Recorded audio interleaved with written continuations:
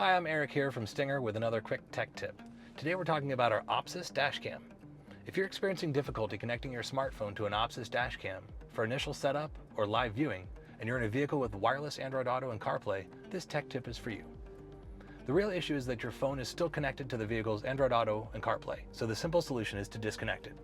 Enter your radio's settings, select the phone that's connected, and select Disconnect from Android Auto and CarPlay. With our phone disconnected from the head unit, we can now begin the connection process on the OPSIS dashcam by pressing the Wi-Fi button. Now on your phone's Wi-Fi settings, look for the OPSIS network. It may take 30 seconds to 1 minute for this network to show up. Touch to connect, then enter the passcode. 1, 2, 3, 4, 5, 6, 7, 8, 9. Press connect. You can select Connect Always. Your phone will likely let you know that you're connected without internet access.